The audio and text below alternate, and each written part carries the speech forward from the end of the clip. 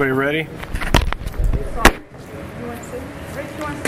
Okay, it's January 28th, about 6:30. We'll start the Finance Committee meeting. This is Andrew Basel, President. I'll let everybody go around the room and say their names. Rich Martino. Rich Martino. Carl Blessing from BCIU. Carl Blessing from BCIU. Dave Rathgeb. Dave Rathgeb. Tamara Twardowski. Tamara Twardowski. Mary Beth Torsha. Mary Beth Torsha. Lauren Small. Lauren Small. Michael Miller. Michael Miller. Okay, so we got everybody here. First of all, Ms. Blessing, thank you for coming. We appreciate it. One of the things that we've been doing over the last couple of months is taking a good look at the healthcare trust, how it operates, what its bylaws are, what our role in it is, and as we started getting into it, we realized we had a lot of questions. And so I'm glad you came tonight, and hopefully you can answer some of them for us. One of the things I think that I had questions with were, how does our district get a little bit more involved in the decision-making process of the trust? Because I understand it's obviously you're one of the administrators, and who else? There's a finite number of people that are making the decisions for the trust. Yeah, if I can just give a little history on that, Yeah. with some handouts, and maybe answer some of these questions. Okay.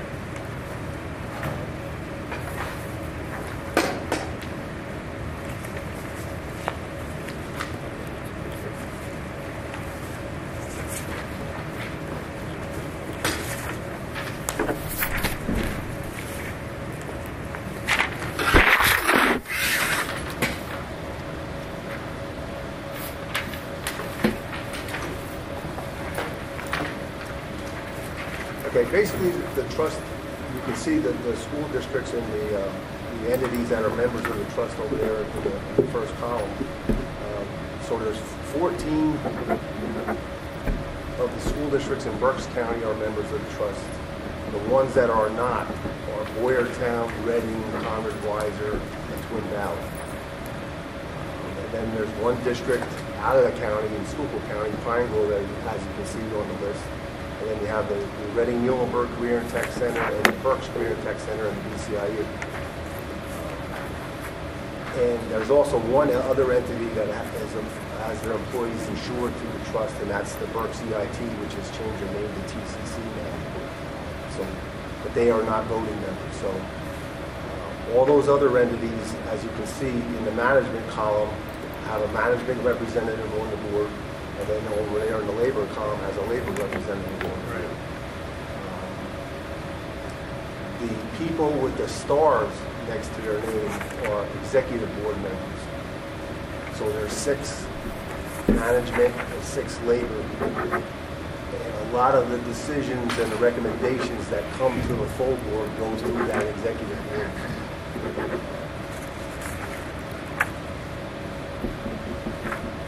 President right now is Dr. Paul Eakin from Fleetwood, superintendent, and the vice president is a teacher at Exeter.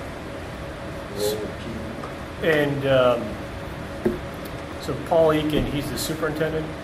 He is, yes. And who's Robert Kappa? Robert Kappa is a board member at Ole Valley School District. He's a board member. And John Reedy? John Reed is the business manager of BCG. He's the business manager. Right. Okay. And so 1, 2, 3, 4. Who am I missing? Mark Mark Malon, Mifflin.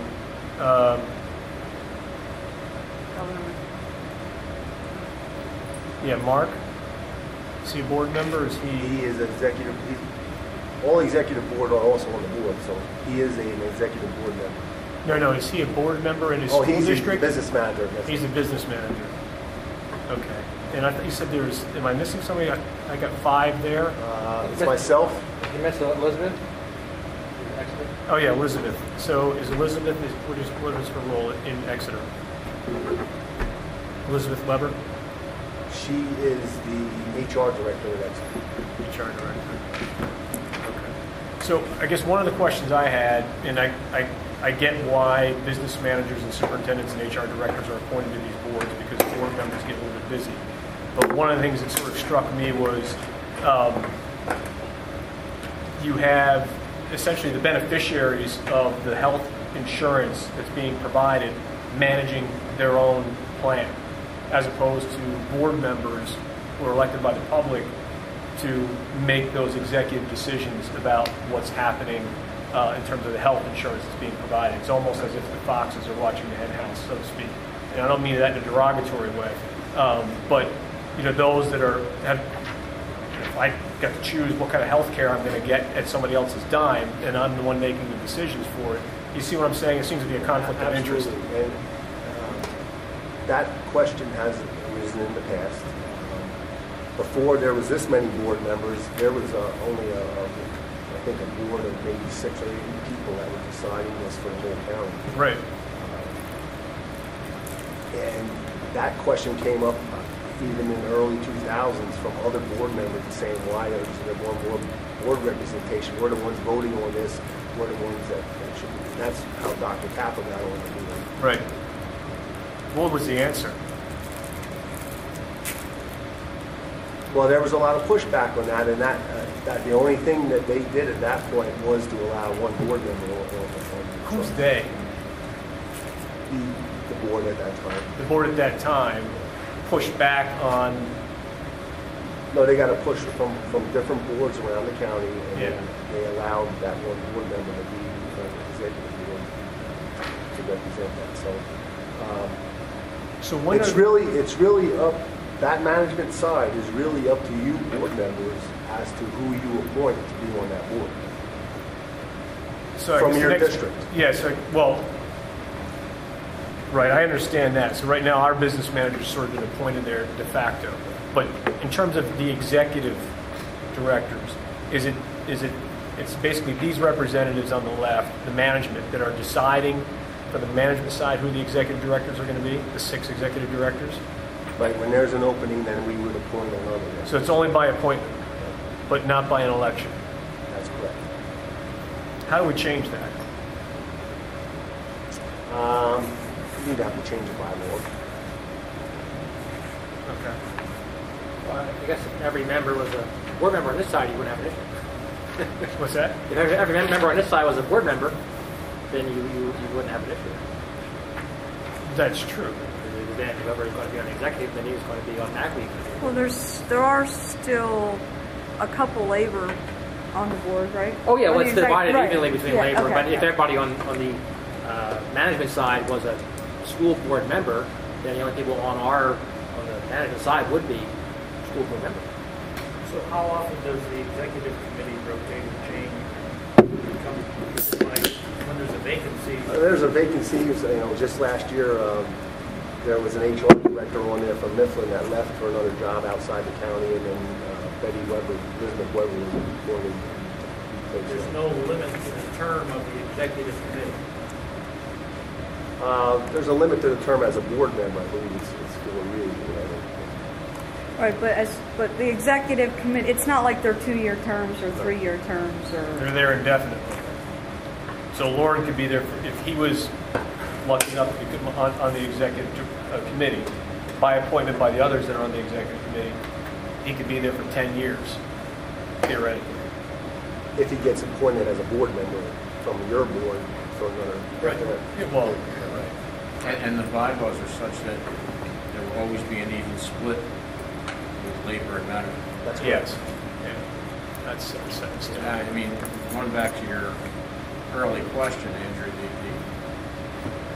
part about them controlling the health care they get. I mean, if I have a vote in the health care I get, I want the best possible. I don't care the cost. Because the cost isn't to the employee.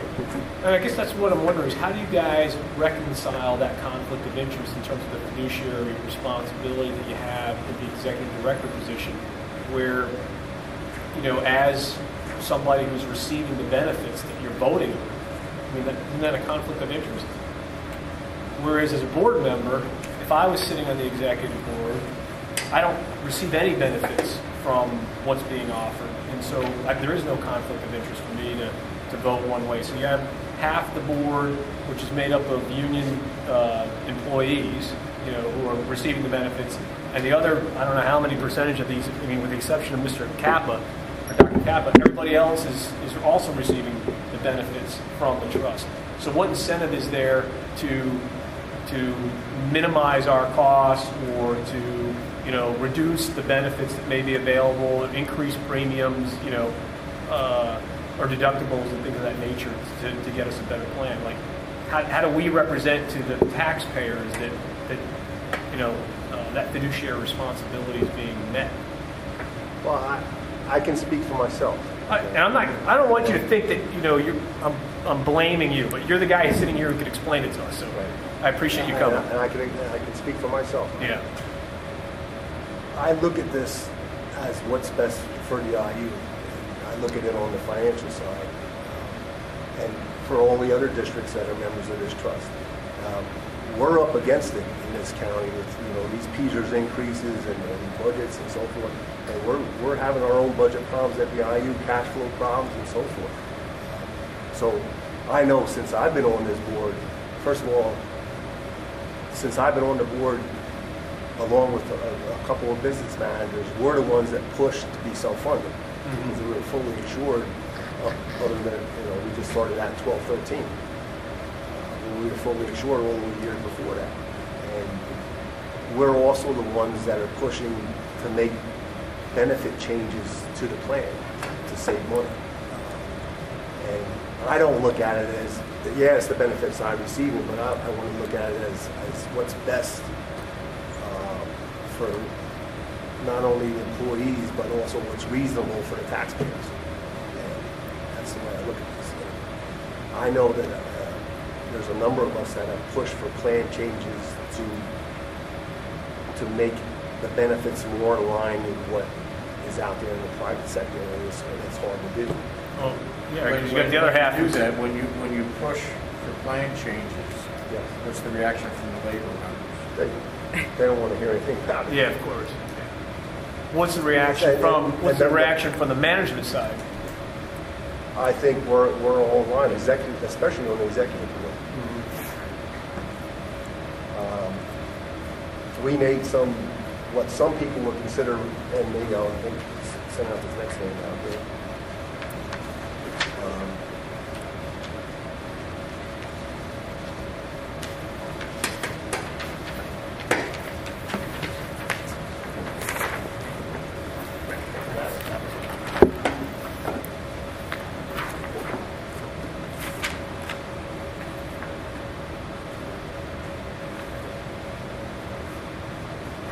So what you see on this sheet is the plan we had back in 12-13.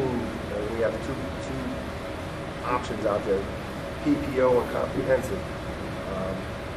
The comprehensive plan, as you can see the box all the way at the bottom right, that no new members can join that comprehensive plan. So now any new employees can only get in the PPO plan. But you can see what the deductibles were in 12-13 and what they were changed to in 13-14, and having pretty much unanimous vote at the board level to make those changes. And the big ones being the office visit copay, which used to be $15, and I'm looking at the PPO plan, and now it's 15, 30, and 40, with 15 being the primary physician, 30 being a specialist, and 40 being urgent care. The other major change that teachers are still getting beat up for, that was made two years ago, was over in the co-insurance under the prescription drug. It was $10 and $24 for brand name. That was changed to $5 for generic, $35 for brand preferred, and $70 for brand non-preferred. And again, those changes were just made 2 years ago, and those two plans down at the bottom, 13-14, those are the same benefits we got here in 14-15. So there were no changes made for 14-15. And just to let everyone here know, last year at this point in time, we were seriously considering having another option of health insurance called PPO Choice, where basically, if you went to Reading Hospital or Reading Hospital affiliated doctors, that you would pay a higher deductible. And everything we were showing as far as numbers is Reading Hospital's costs are pretty much higher than anybody else's. Yeah. So we were gonna, I won't say penalize, but they were gonna have. Well, there's a penalty for going to the highest cost provider, then, right? You have to So pay we for were it. we were going down that path last year, but the trust was starting to do so well financially in the second half of the year that when it got to the point to vote on it, when you say, okay, we can keep the plan the same and have a 3% increase in our rates and our premiums with no changes, we couldn't get the labor to go to something different. And it would have been a big, employees would have really fought that because there's a lot of people that go to Reading Hospital. Sure. 50% of our hospital costs, 50% of the whole trust hospital costs are coming from Reading Hospital. Does the trust have a contracted, if you're with a provider like Aetna or Blue Cross, they have the capitation rates or whatever. So even though the doctor charges $300, they get paid $80. Does the trust have some kind of that same? Well, Capital Blue Cross is our provider, so we so get use those their same network. discounts that Okay. Capital has negotiated. Gotcha.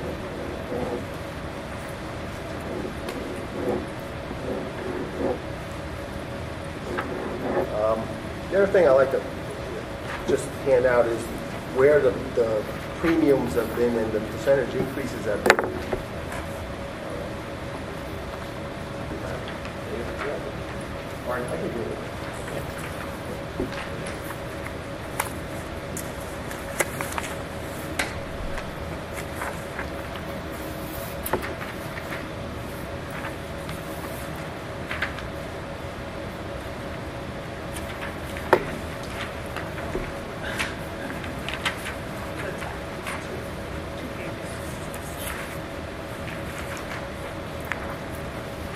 So this basically goes back 15 years and will show you what the single, two-party, and family cost of coverage have been.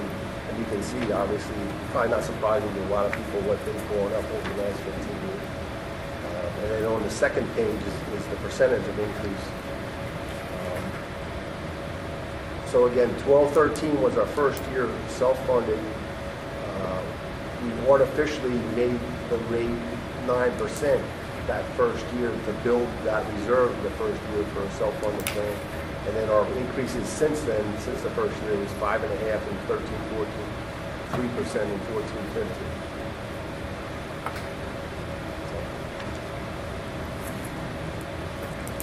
Again, if you look at family coverage this year, we're right up against $20,000 for sure. You're looking at 7%, 15, 16? We're at a not to exceed right now at 7%. And the one thing I want to caution, at this point last year, we were at 7% not to exceed. And when we finally voted I believe it was actually we waited until May, it was 3%. So that's how well the claims and everything came in for those next couple of months until we voted on the final rate. I don't see us going down to 3% without plan changes for 15, 16, but I can foresee it maybe being lower than 7, but not going down to 3. So I think the idea of having more plan changes is still going to be addressed in these next couple of months. It's a matter of whether there's some reception from the board members that are from the labor side, whether that happens or not. Because to make in the bylaws of the trust, to make a plan change, you need a 2/3 vote to do that. It just can't be the labor side. I mean, the management Yeah, side. right.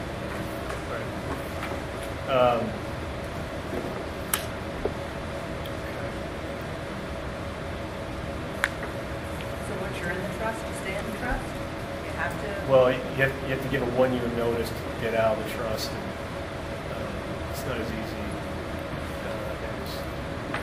most people would like. So if that's something we can do, it's a big discussion. So can I ask a question? Yeah. So, the topic we've talked about and we're going to negotiations this year, has the discussion come up with the Cadillac plan and the Cadillac tax as we get to? Yeah, back when we started being self-funded, there was a possibility we hit that Cadillac tax threshold in not the first year, but the second year. Now that the premiums have only come in at 5.5 and 3 the next 2 years after the first year,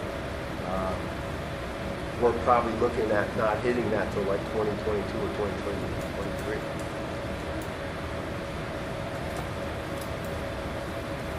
Who is doing the bookkeeping, the accounting, administrative functions, all that kind of stuff?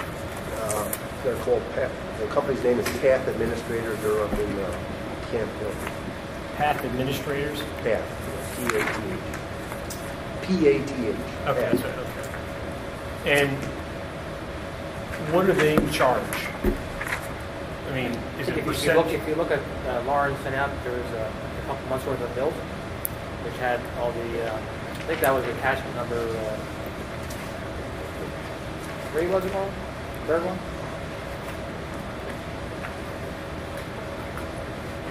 I'm looking at the audit.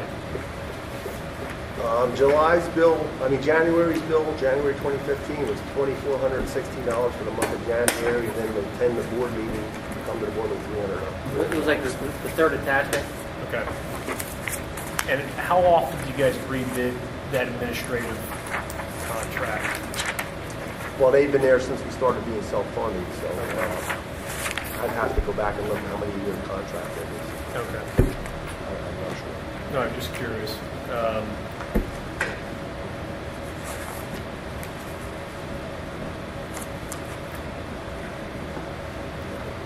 had a couple of questions here that we had asked these guys to get answers to. I just want to make sure I have them. Who's the investment manager? There currently is not an investment manager.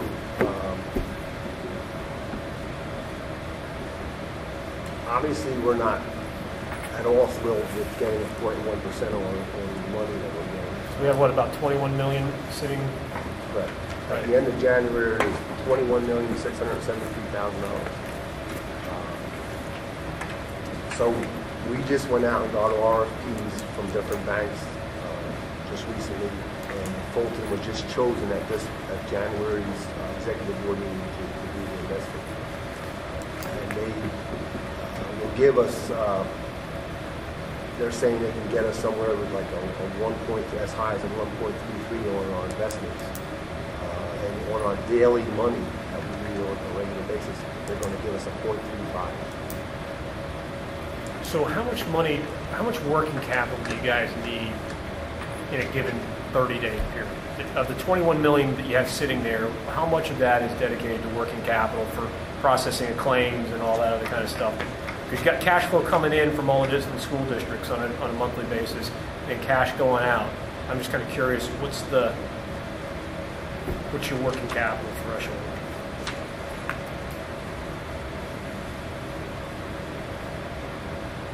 The last quarter of 2014, we sent out.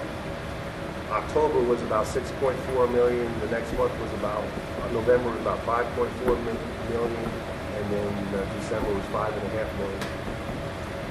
That's total paid claims, stop loss. That's claims. That's Stop loss premium.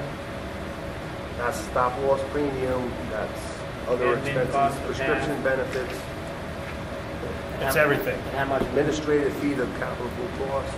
how much was offset coming in? In October, about 6.1 million came in, a little over 6 million in November, and another 6.1 million in December. So pretty much all was offset. So the numbers you just read, the revenue coming in offsets the money going out.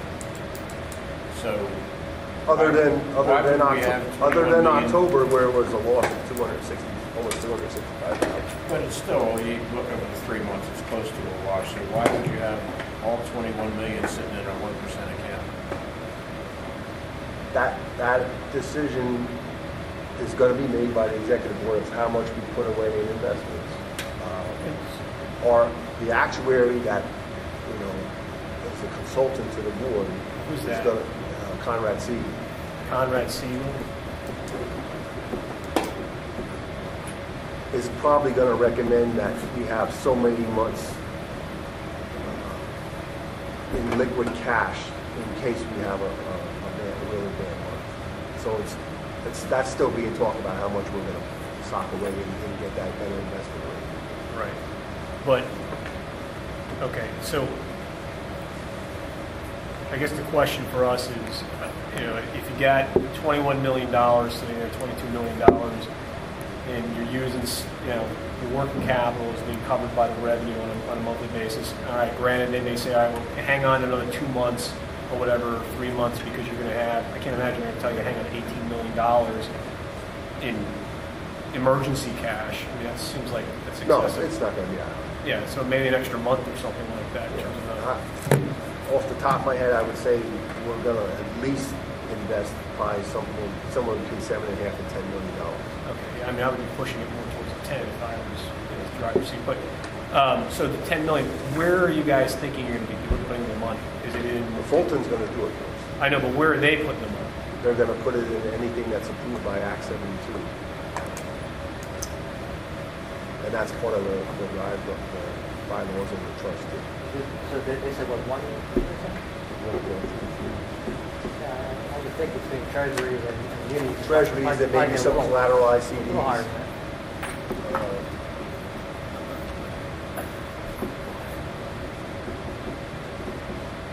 Actually, their latest numbers say they can get us 1.22 to 1.25. So I'll be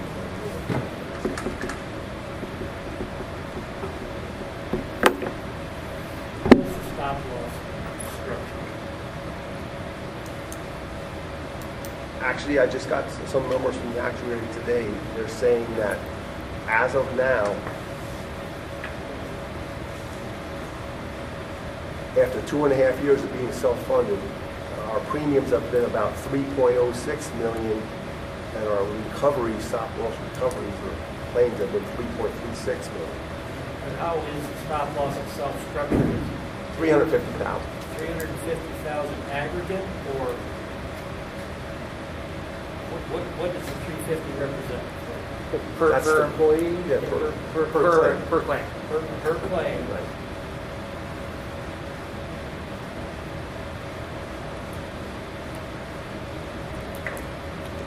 So, I think you sent us a report, because we were curious, what was our claims history like? And didn't I see something, was it 7 million, 4 million? Yeah, we seemed, it seemed astronomically Exceptionally high, high like- for the 3 months or Well, 6 I months. can give you updated numbers. Well, I just Okay. got some this afternoon if I don't mind me On handing. ours? Yeah. That's what I had asked you to bring over. Yeah, I couldn't find the paper you Yeah, it gave was us like $4 last million a year in claims for Daniel Boone, and that just seemed really, really high. It hasn't for changed. 300, we got 278 full-time teaching positions, and Right, we're Well, at it- 4 it- million for the 6 months. But it's from 2011. I mean, is that a total, running total, or is that a yearly? No, that's yearly. that's the annual amount of claims. Yeah, right? so you're seeing on there basically a full year, and then again, 11-12 we were fully insured. 12-13 self-insured, you guys had paid claims of $4 million, a little over $4 million, 13-14 almost 4.7, and now after the first 6 months of this fiscal year, you're already at 4. Can you? I'm sorry, go ahead. And that, Lots of babies. I can tell you that I was thinking, Danny Boone had one very large claim that I think it was in October. What does it large mean? It's a $1 million claim? I Is would it say it was closer to 2 million. a $2 million claim? But that was probably handled by stop loss.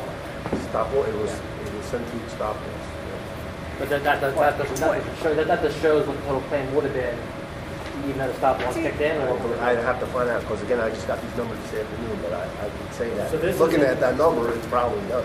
This isn't actual paid claims out of, is this, So this is paid claims that Capital paid that claim, but now but they would have They'll only recover. we'd have to get reimbursed from Avalon for the stop fees. Okay, so you're saying the difference between 350,000 and 2 million is going to come back? Correct. it's So probably, this isn't net. it's probably crazy. I have to verify that. Now. Well, we have a This is copy. what the numbers they just sent me today. We- I would say that probably has to Oh. be true based upon what I'm seeing. I'll use the first. I Do you do any tracking of claims as far as like what your top 10 expenses are, or what your as far as prescriptions, the top 10 costs? And the reason I'm asking is because if you're seeing a lot of heart disease, or you're seeing a lot of cholesterol meds, or you're seeing a lot of across the trust as a whole, maybe then you're benefiting to try to find some wellness programs to try to get people away from some of those things. Or, I mean, I know it's in its infancy, but that stuff is given to the trust board as far as the top 10 and who the top providers, the hospital providers, the top doctors that are paid, in the trust on a yearly basis. So that information is given to us. And there has been a wellness initiative over the last 2 years that the entities were supposed to try to implement. And everybody's doing it at their own different pace, and everybody's doing it is, I guess, I would say not being monitored, even though Capital does have a wellness person that's supposed to be going around to all these entities and helping them implement more wellness type initiatives. Is there any way we could get the actual number of claims per year? Number of claims? And if there's an outlier, it's like a $2 million claim or whatever, that you pull that sort of out? Because I guess what I'm trying to wonder is, what is our sort of average claim cost? Right? They should be able to provide for us a listing of paid claims without names. Right. I'll ask, again, when this trust was formed, the survey went out to all entities, okay? And they asked a bunch of questions, but I think the biggest question that went out to everybody was, are you going to be one for all for one, meaning that everybody will have the same plan that they offer to all their entities? I mean, there's a lot of trust and consortiums in this state that have different plans you can pick and choose from. And the question was, does everybody want to be one for all for one, where everybody pays the same premium, single, two-party, and family, and has the same plan? That's typical consortium. And that question, when we asked each individual entity that wanted to be in that, came back resoundingly, yes, they wanted it all for one. Yeah, but that was 12 years ago, right? So I think he means when it was self-funded. Around, it was probably around 2010, somewhere around there. All right. A lot's happened since then, right, financially for all the different school districts. So I guess I'm just trying to wonder is, looking at this, it's like, oh, we had $4 million in claim, and then it was 4.7, and we're on our way to an $8 million a year this year. Yeah, and it's not going to be $8 million because that $2 million thing has to be in that number. Well, that's what I'd like. If in 6 months that $2 million claim came through in November and it's included in the $4 million, well, then it's really only $350,000 to the trust. The rest is the stop loss. Now, what the other piece I'd like to see is what the total stop loss payout is, because the trust could be taking that's the number. Renewal time for the stop loss. That's the number I mentioned earlier. Is that after 2.5 years, the end of December, we paid over these last 2.5 years $3.06 million in stop loss premiums and got back these recoveries of $3.36 million. Usually insurance companies don't have to lose money. You can email me those numbers. I'd like to. I think what we're trying to do is just... So we actually brought in more recoveries than we paid out premiums. Yeah, no, it's not a bad thing. It's a good thing. So I think what we're just trying to do is we're trying to get our arms around what it is that the trust is doing, what our performance is like in the trust, our claims histories are like, what's the average size of a claim for a school district like us? Are we unique, or the claims that you're seeing across school districts? Do they vary by school district, or are they, people are just pretty much the same everywhere, and you see the same kind of claims from one district to another? Is there something that we need to be aware of? Because obviously we've got to be evaluating what this cost is to participate in the trust on an ongoing basis. So as a board, we want to take a more active role in this piece of our budget. And so the only way we can even start to do that is to understand it better, and to understand it better we need more information. Okay.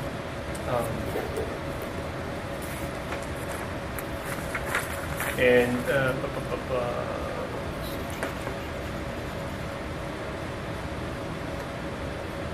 And I think that's where I was kind of trying to go with the claim information too. Is what is the what is the if you can't necessarily help the flukes, but if the number one payout is because of hypertension or because of are there or smoking related, maybe you start commercial plans are surcharging people if they smoke or if they right. I don't know. Good information.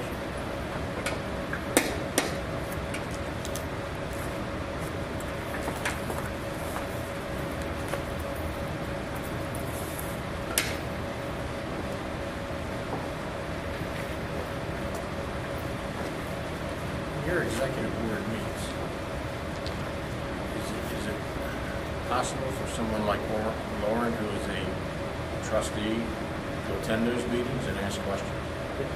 Yeah, Mike is gone, he's the alternate. For some reason, their schedule is the same as ours. But Mike is, But yeah, visitors can come to their own meeting, you just can't vote. Oh, you mean No, not the vote. the executive board? That's They what I'm meet talking separate from the main board. Because it's the executive board where you're making decisions, yes? That's where a lot of recommendations come from. That's what I'm saying. Is it I would think possible? it should be. You meant the executive, I was thinking the full board. Is it possible for Lauren or Mike to attend that and ask questions? I will ask that question. I mean, we never had that podium before.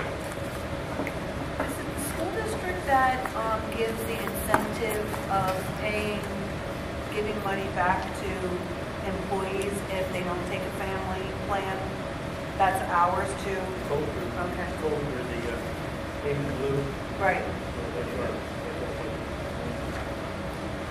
real quick, Warren, I don't know if you know this. What are the limitations according to Pennsylvania School Code 24, Section 4-4401 as it relates to? You don't have that section memorized here? Well, I'm just wondering, in general, I mean, it says here that the trust can invest in treasuries or other forms of U.S. government obligations, as well as the shares of investment companies registered under the Investment Company Act of 1940. So I guess what I'm wondering is, what is that pool of securities? It's not just U.S. treasuries. There's obviously investment companies that we can be investing in too that might generate a higher rate of return than T-bills, 1%. And that's not even keeping pace with inflation. All that money in a 1% account. I mean, if inflation's at 2.5%, we're actually losing money from one year to the next. So what I'm wondering is, I mean, most portfolios, pensions and other things, I mean, you invest a certain percentage to boost your returns in a little bit more of a risky investment. You're looking for 18, 20, 25% returns, and then you have the balance of it in more stable investments that provide the security that you're looking for in the portfolio. And I get that diversification.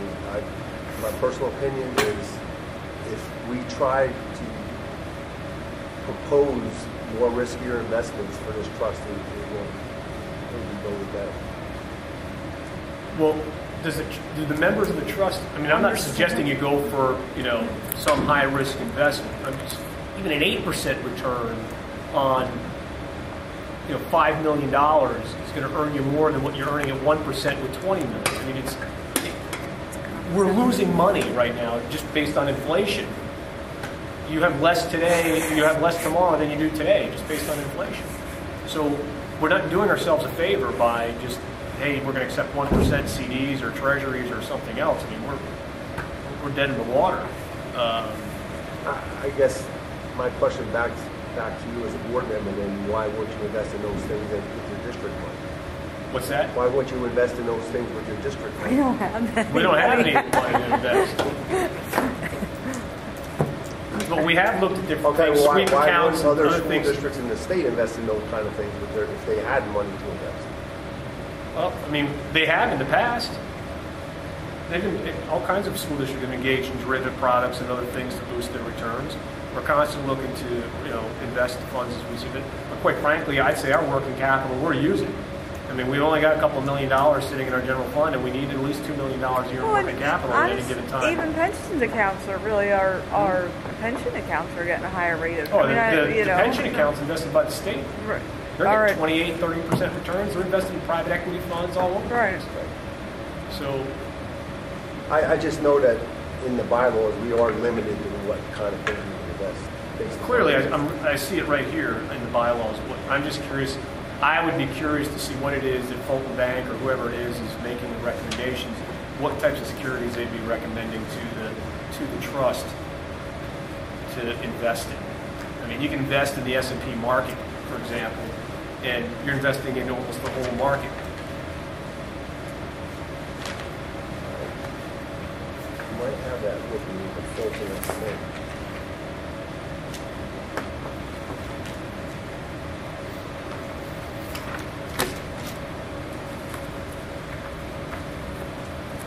I mean, otherwise, how else are you guys going to raise, how else are you going to increase the funds on hand? You're taking in, you're spending what you take in, so other than increasing the contributions from one year to the next, you're basically sitting on that pool of cash.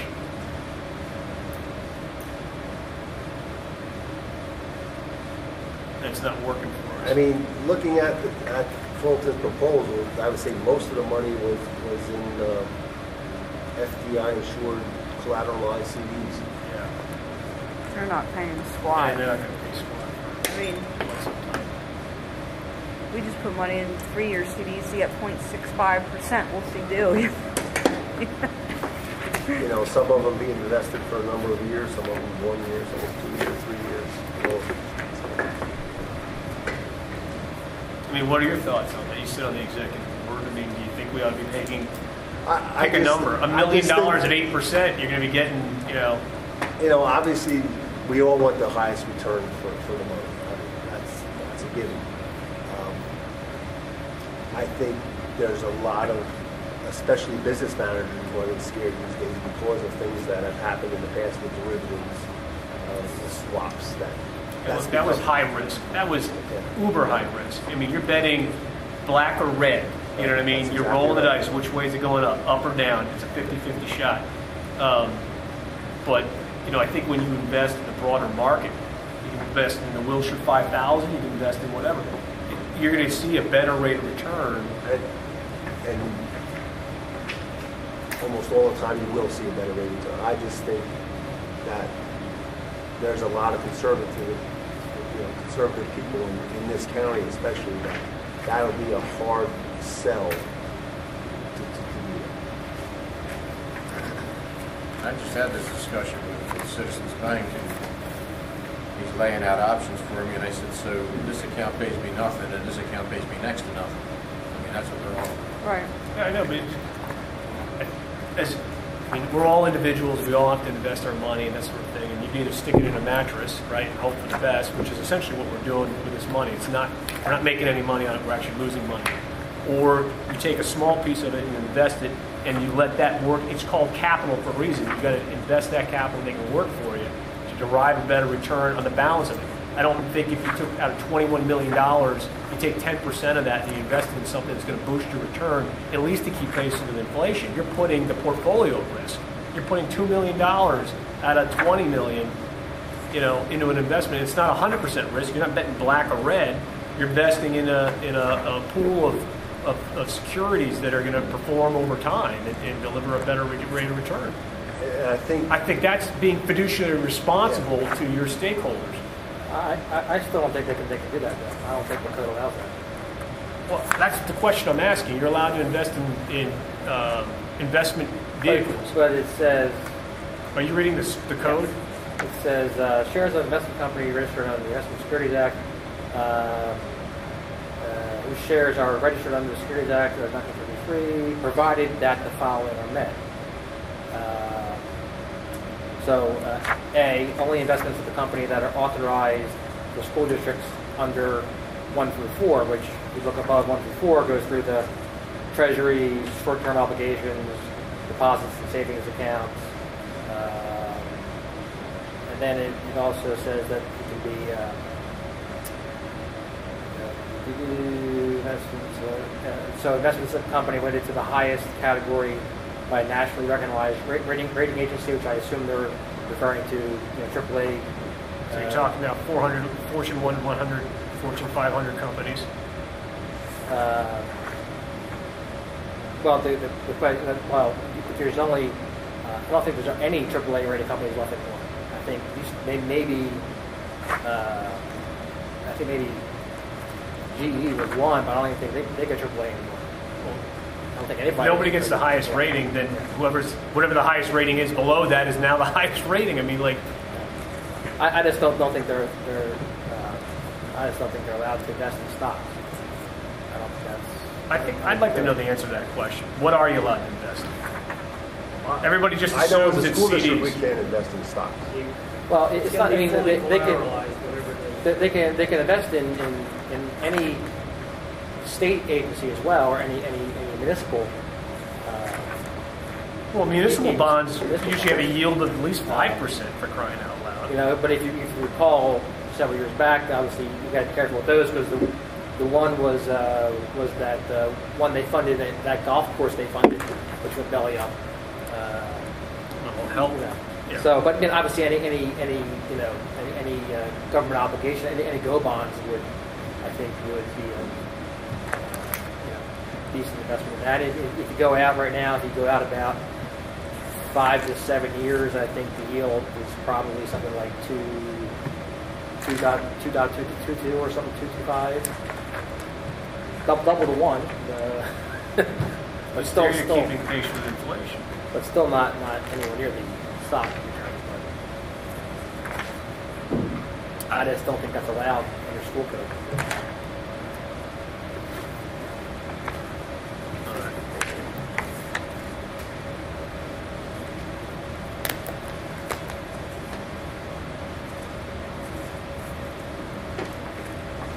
How often do you guys change treasurer, secretary, those types of officer positions? Is that every 2 years or is it every year? That is usually for the term that they're a board member.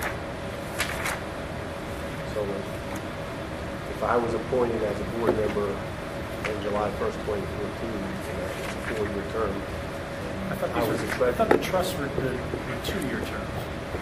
It is. I'm sorry. It is 2-year terms. Okay. So if I was voted in as a board member July 1, 2014, and I was the treasurer, then I would be treasurer unless for those 2 years.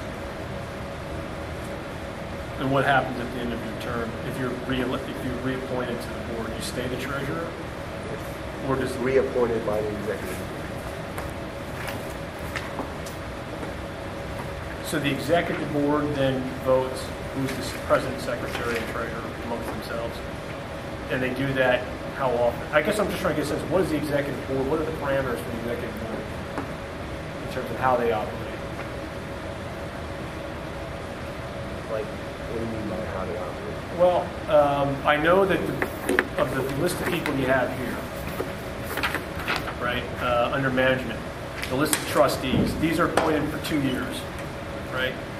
Okay, so you're appointed as a trustee for 2 years, and then depending on whether or not your school district or PPP say vote you back, you could or could not be there, right? I mean, it just depends on how you're appointed. Yeah.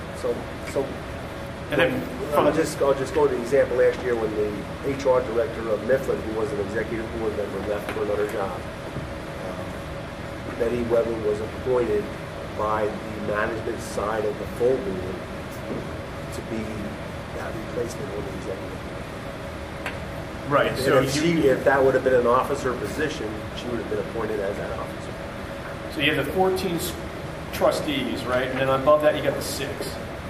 And the 6 have somehow been appointed, right? And they're there indefinitely. And they appoint each other to this. When somebody drops out through attrition or some other means, the other 5 appoint somebody from... Well, they recommend somebody to the full management side, and the full management side gets together and says, it's not an official vote. Is everybody okay with this appointment of this person to be on the executive board? So the full body decides of the management side. on the management If that's side. if that's the opening. Okay. And then they're there indefinitely until somebody decides they're just done sitting on the executive branch. As long as they're still board members. And they're still, and the officer roles don't change either until that person voluntarily gives up the role or also voluntarily stops being a Pretty much. Is that outlined in the bylaws? I don't know that I have Page it on. 25. Okay. That's not in this agreement, though, that you sent out. Okay, page 25, okay. It gets into I didn't- treasurer and secretary are appointed from the executive committee. Okay.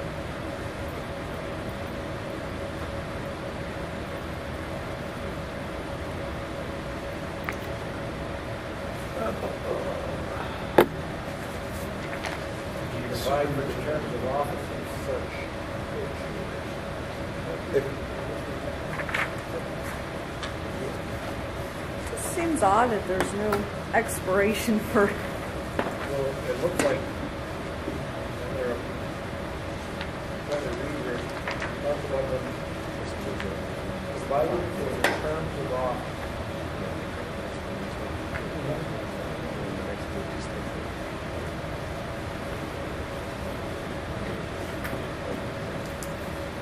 I have a report here if you want to just hear the top 10, the top 5, I'll say, facilities that the trust paid.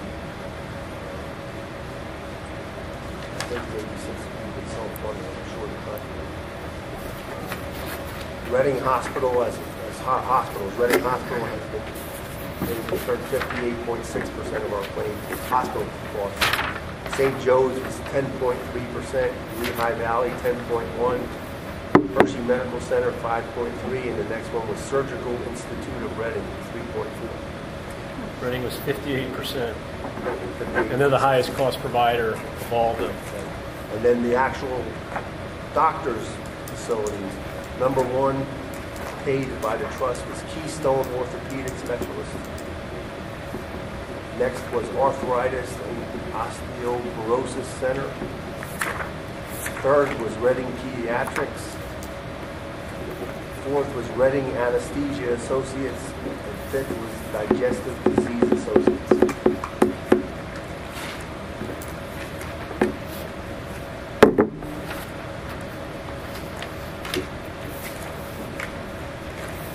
How does like Keystone Orthopedics and some of these other ones stack up in terms of cost versus other providers in the area?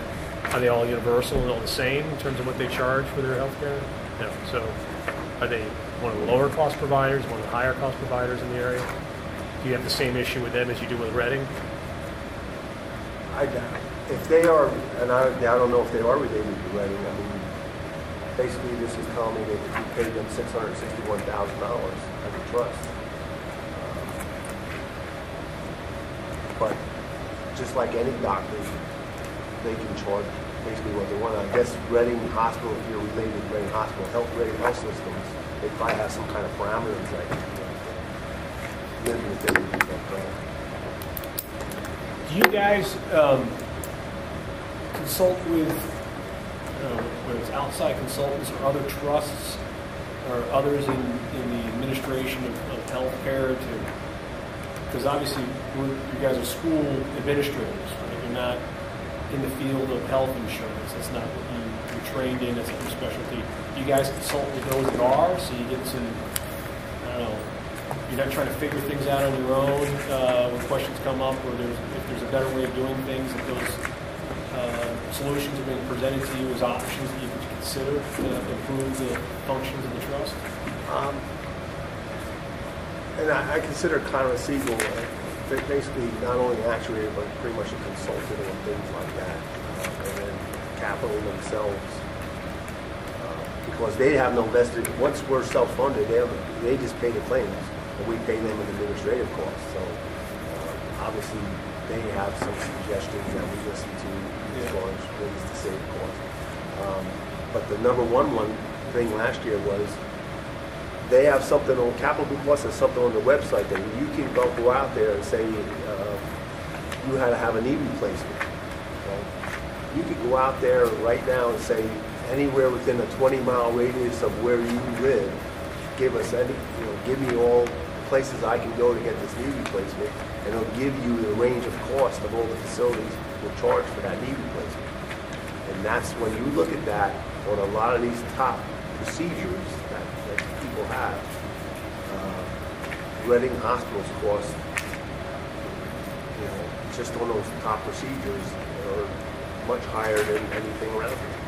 So if you have that too, So our job as board members and entities in the trust is to try to persuade employees to go, start being more aware of where you're going for your healthcare costs. But it's hard to do when they're paying so little towards healthcare. yeah, well, they got no skin in the game. Yeah. Well, I agree with that to an extent, but I also don't, and I'd be interested to go online and see. I mean, I have my contractor set, and I think you can do the same thing. I mean, if you're comparing Reading to potentially Pottstown and Phoenixville or St. Joe's, or are you comparing Reading to Jefferson, or I'm not going to get, if I'm going to have a major surgery, I'm going to go where I think it's going to get done right. I'm not going to pick the lowest necessarily, because otherwise I could go to China or somewhere and have it for like $500. But I'm not sure that you can just say that it's, do you know what I mean? I don't know that. And I understand what you're saying. If I'm going to the pharmacy, I think it's still our job to make the employees more consumers. I do agree with that, yes. If you can go get an MRI at Reading Hospital and they're going to charge, and I'm just making this number up, they're going to charge $1,200 for that, and you can go to a St. Joe's facility and get it for $600. Right. Why would we educate our employees to do that? Right. And I do agree. I mean, the same thing with, you don't need to go to the ER for everything people go to the ER for, but if it doesn't cost them anymore to go to the ER or the doctor. Again, if you choose a 50-mile radius, you'll get all those Philadelphia hospitals, and you'll get Lehigh Valley, you'll get Hershey Medical Center. You can see the difference in cost.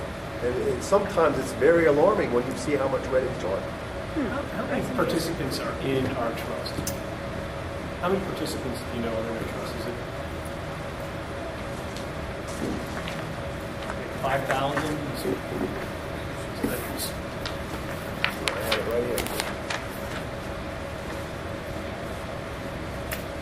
As of December 2014, we had 5,152 employees covered, and the number of lives covered in total, 12,638. Is that big or small for us? That's a big group. It's probably one of the biggest groups in the county, if not maybe the biggest. Does that give us purchasing power For sure. with Reading, for example, or to going to negotiate the price of services charged to our trust members? The issue with that is we're using Capital Blue Cross as the TPA for this trust. I see. They're the ones negotiating those discounts with the hospital. So, yeah, we can get involved indirectly, and we have talked to Reading Hospital about our concerns. We had the CEO just in there, I believe, at the end of December, of Reading Hospital, to tell them about some of our concerns about their costs. So he's very much aware of it.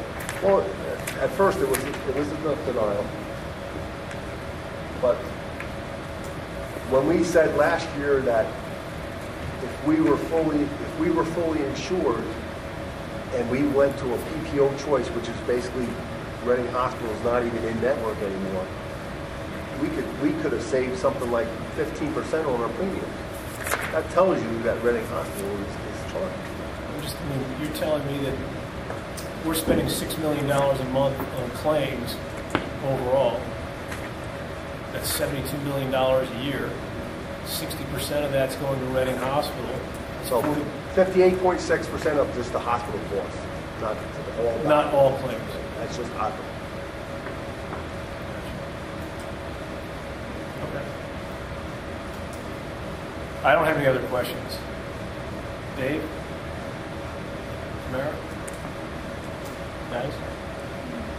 Okay, so, but you think we can get our hands on some of the Yeah, I numbers as wrote it down applies some- to us? You want to see the number of claims that you guys are incurring over the last couple of years. And maybe try to size of the claims and stuff like that. try So to maybe get an idea of how many of the ones are really big ones that we can well, I mean, there's some that are outliers, right? But I mean, I guess I'm trying to get a sense of what is the, if you put the outliers aside, both high and low, what would our average claim typically be underneath our plan?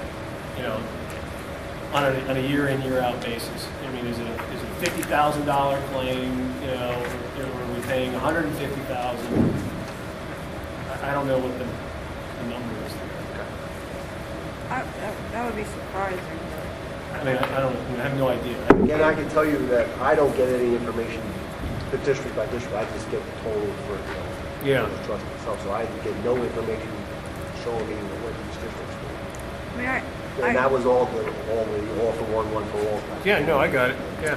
just as a comparison, like in the trust that I'm in, there was in 2013 there was 200. We have I think 4,000 employee lives, so, but there was 200 claims that were over $50,000. So Out of how many claims? out of altogether? they break it down into, but an average claim was $120,000. But Average claim's 120. but they break down like the average claim is usually like $2,000 or something like that. But pharmacy, you'd be surprised at how high pharmacy costs are. Well, So that's why I think they should be able to break it sorry, down. ladies. Oh, all right. But they, I mean, they are doing a lot. So it's 15, the 10 lane one. It's like 1.5 Okay. I mean, the That's important. You guys get it? Yeah, I printed it I mean, out I for just you. was Yeah, I'm sure. Yeah, when I was gonna give. Yeah, Yeah, we get a report every the top fit 25 to yeah.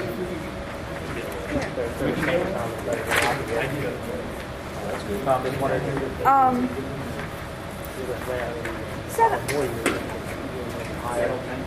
I don't know. I don't know How it helps.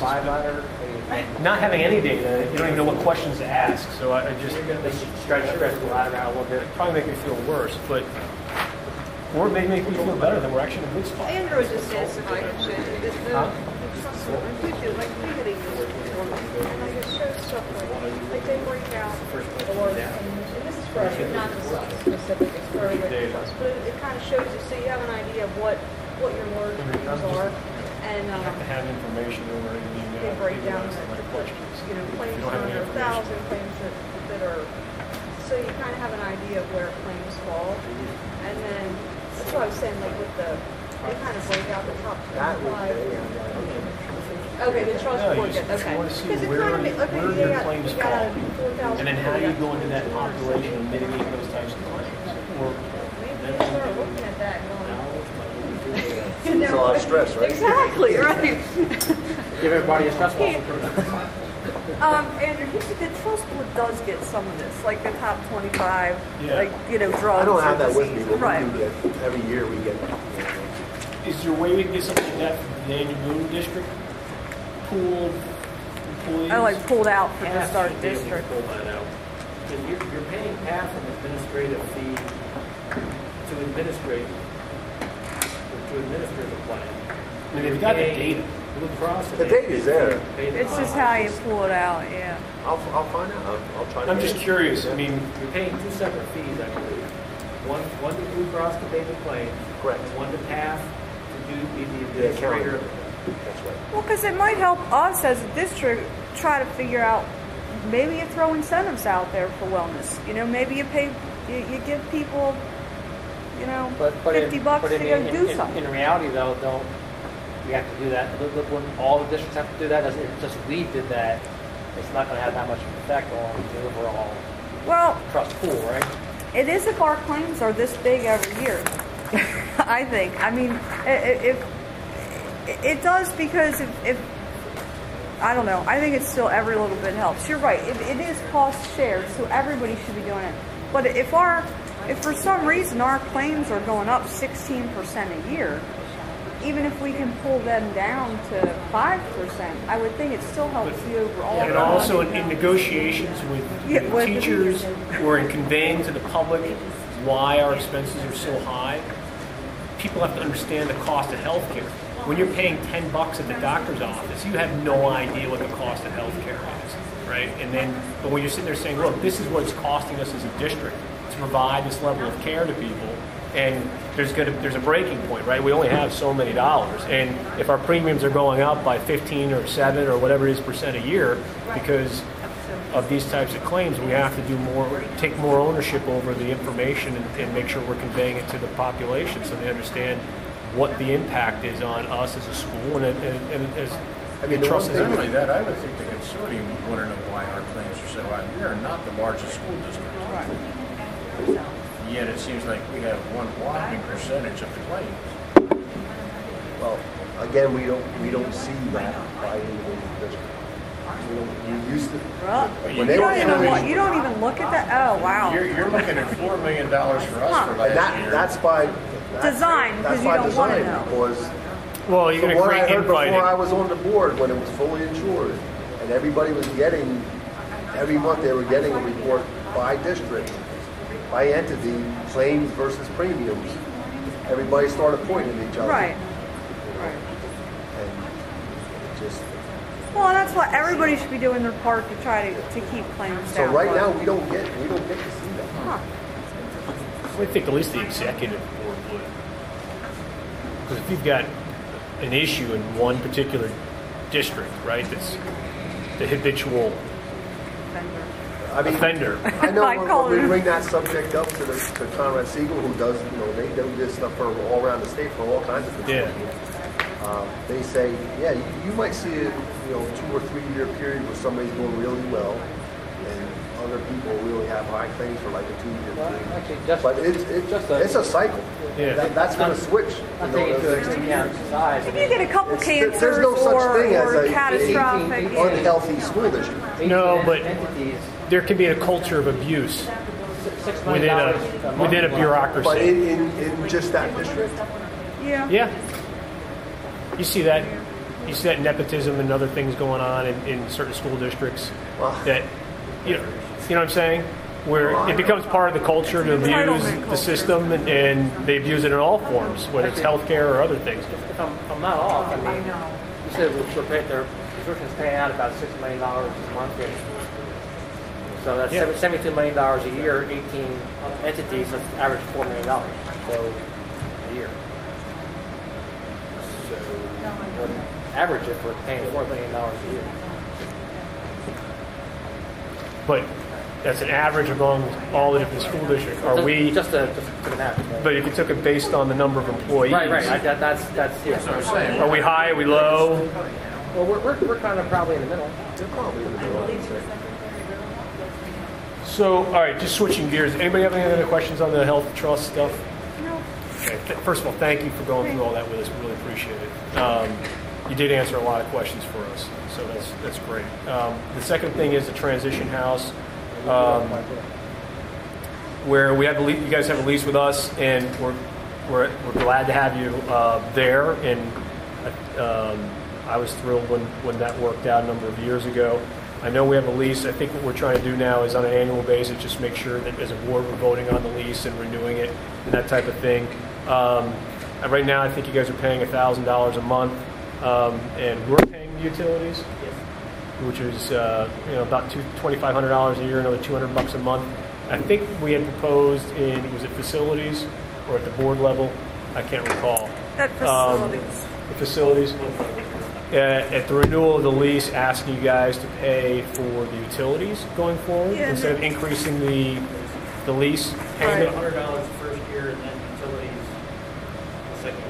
Correct. Right, in a Yeah. two-step. Has that been communicated then yet? Just for Okay. Yeah, because I We wanted think to that pull was it their over. suggestion, and Yeah.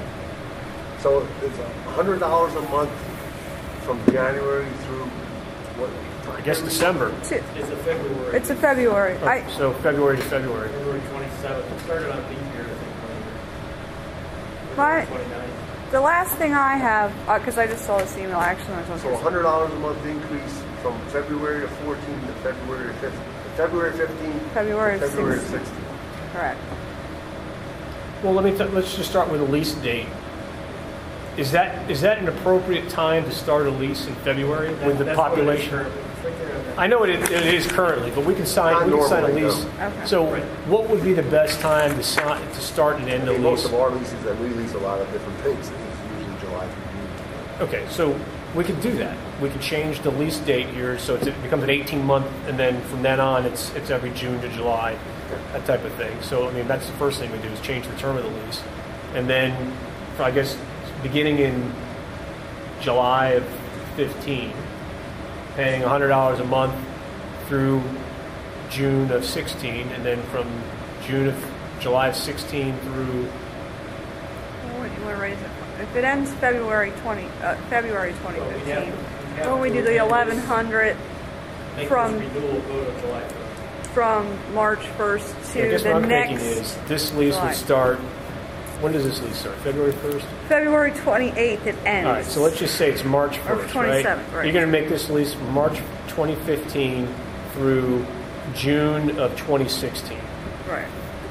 right? Mm-hmm. And then you would change the monthly payment to $1,100 effective July 1, 2015, and then July 1, 26. Why won't you just Why do it wouldn't you effective change it now? $100 All right, March change it now. 1st? All right. You get. I'm just throwing ideas on the Okay. table. Well, okay.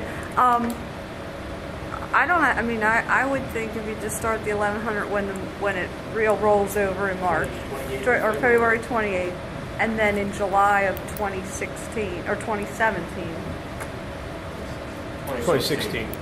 July of 2016, when you renew the lease, It would it go, would go to to 1,200. well, Or- 1,000 or plus utilities. Utilities. Okay. So you still want the 1,000 plus the utilities? Well, 1,000 plus So the utilities. 2,500, that's for a year, is that what you said, Warren? Correct. Okay. Yeah, I mean it's like $200 a month for utilities, and whatever the utilities are. If it's less than that, it's less than that. If utilities rise, then that's. But the base is $1,000 a month.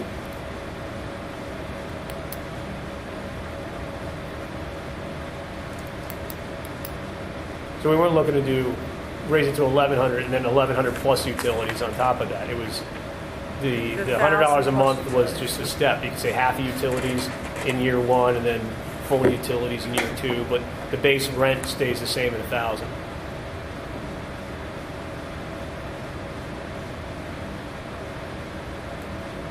And we still owe all the maintenance costs and all that other stuff. The upkeep of the building. Correct? Utilities are what's listed on that. Yeah, pass that over to them. Vote on it. Here's the utilities cost. I know, Jason's being very efficient with his heat. I'm working here. gotta hold them together. 5 o'clock, it's cool. 6 o'clock, it's cool. Do you wanna- 7 o'clock. You get out the well, door. open the window. Get warm. You want a little heater for the home? No, they're probably sitting in their office. No, it's just a fan. It's not plugging heat on. It's just a fan. Lauren, there's your utility savings for next year. We should cut out all these space heaters.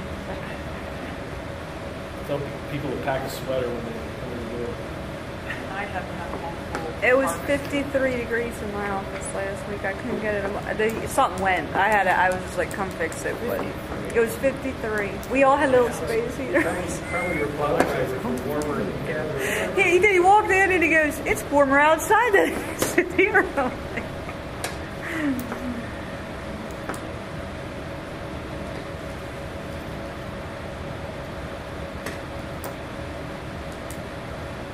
While we're waiting, where are the interviews tomorrow night? In my office. Buffet before. No. Pardon? There's a buffet before the start. Yeah, the only thing on the buffet that he would want would be mozzarella cheese sticks. We can't have them twice in 1 week. No. It's not good for your diet. No. For your digestive system. Okay. I'm still seeing different things. So March of 2015, the rent you're proposing goes to 1,100 or not? Yes. Yes. Okay. All the way through June of 2016, Right. Correct. but no utilities. No utilities. Right. And then July, July of 2016, it'd be $1,000 a month plus utilities, which would be effectively $1,200 a month. I'm all right with that.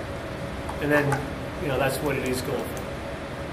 And then we'll just renew the lease on an annual basis at the end of June. That works. Okay.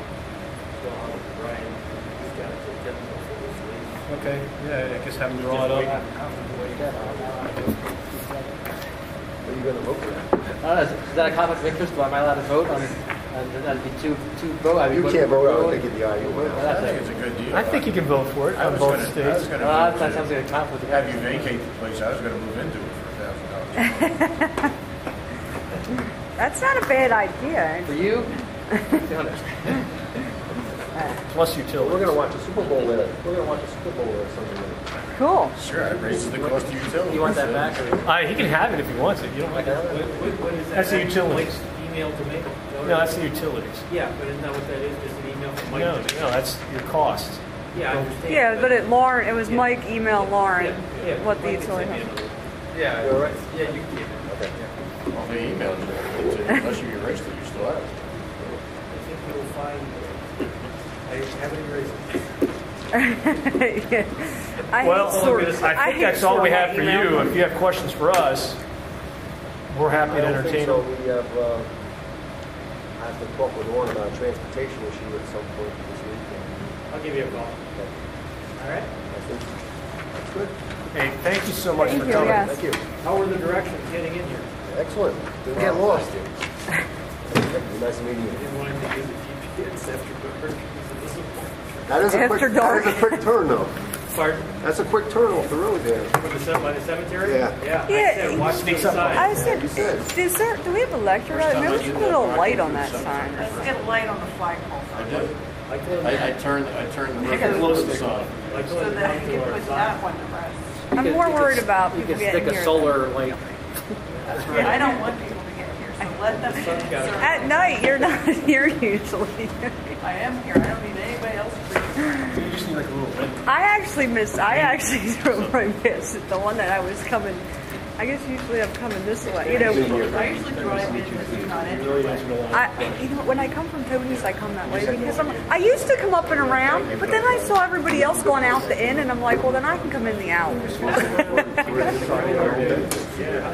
then I'm not questioning everybody's been 20 degrees colder, but at the same time, from the Well, it's not perception 20 degrees colder, but at least it's almost 5 degrees colder on my mountain than it is down ourselves in, included, on the health trust. And the problem is that every time the health trust meetings, we have a board meeting, and so the board member can't be there. and you know what though, I don't keep my house, we keep the house at 68 all the time. Yeah, so, Yeah, but believe me. we have like, Blankets those all over. blankets in Yeah. every, but that's how we like to sit. I Right. like to sleep much cooler than. Oh, yeah. But here, it's just like there's something blowing. Well, and I think it's that it's so the ceilings are so high, and no, I keep my room's like 62.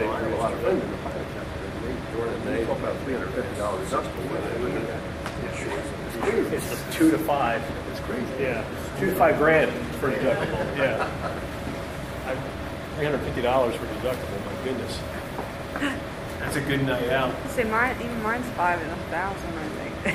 Yours is how much? 500 and 1,000. 500. It's just, you know, we just went to that last year. That was a big change. I mean, I was like, we got to go with the deductible because we got to do something. And I actually have guys that pay the extra, the difference, because we can have multiple plans. They pay the difference. It's like $160 a month In order to get the loan. in order to have the old plan. And I said, do you realize you have to go to the? I know. I'm like, I didn't even hit my deductible. Thank you last again. year. Thanks. Nice meeting you. I get up And I said that to them, but they know that way they know what they're paying, and they don't have to worry about Is it pretty cold? And I'm like, okay. Is it pretty cold over there? Yeah. Really? It must be over on that Must be side the draft over there. I'm actually comfortable. What would they say about the basils? What, I don't know what they said about it. Put off a cold vibe or something. Like, Yeah, maybe you're just getting a draft from that seat over there. It's just my right, and it's my right side. If you touch my right hand, you can feel how Freezing. cold it is. What else do we got tonight? All right, so we had the health trust. Lauren, did you guys have an update on the 5-year? you guys had some numbers for us.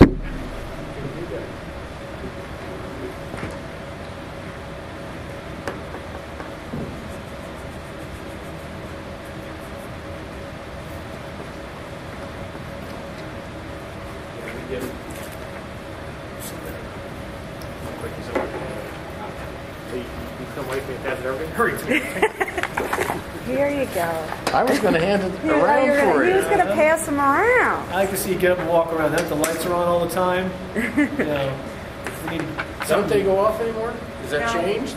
The girls fixed it. The girls? Girls did. Which girls? Me and my brainy secretary.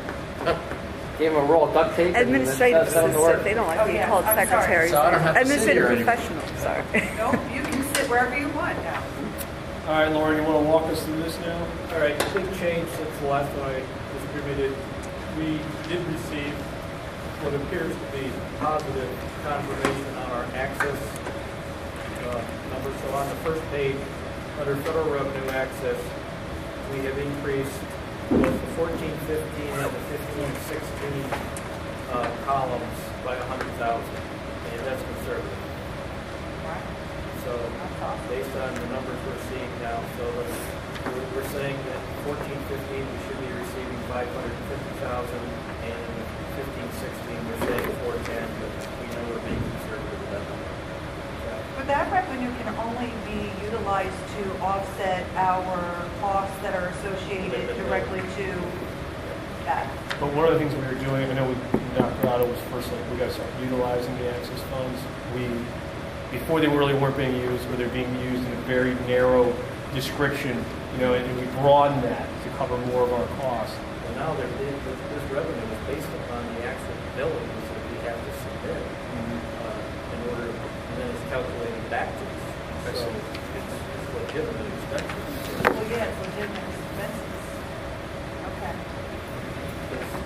Carol's putting the Basically, 352 together. yeah, we'll be issuing so with the Access program, we bill our special ed expenses, basically everything that doesn't fit under Speech, idea part. OT, PT, It's every, psychological, basically we have, nurse. if it's not something else like idea part B, it's medical access. So Right. basically everything's going to get instant. We bill. Does this cover the cost that we're paying for that private nurse that's for a child that's outside of our district? Or do we not get Depends access on that? Is it our contracted bill to pay? I don't know that it is. Probably not, because sometimes when they're outside of our area, then it does become our contracted bill and we're not billing for it. Yeah. Okay. And so we send those costs out. There's a formula that comes back, and then our medical access through this public consulting group sends funds to the financial accounting information system on the PDE. Currently, we have $1 million sitting there. That can be when Carol submits this PDE 352 form. What she did last year, we got 611, and she says to expect another 600,000 this year. So that FAI balance should increase going into year end to $1 million, and so keep an eye on that. We'll submit this form for 600. So if it doesn't increase, we'll have 400 left for the following year. So you're saying we have $1 million in our access fund right now? Yes. On which to draw down on. Yes. And we're being reimbursed, we anticipate for 14-15 at 550, and we're being reimbursed, we think, 410 in 15-16. Yes. And the amount, I mean, one of the things we always try to balance was how much we were drawing down versus what we had there. Like Right. Right. to be honest with you, at $1 million, I think when we first looked at this, it was like $330,000 or something like that a number of years ago. So this balance has increased threefold in maybe 4 years. That seems. That's it. Last year. Are we not drawing down fast enough on this thing, or? Yeah, I don't know enough about the specifics on this 352 form. We got 600 last year. I think the target is to do 600 this year. But to answer your question, I don't know, but it's a little more aggressive when we go down. I don't know. Probably find out when we send this. I know it offsets one-on-one aides.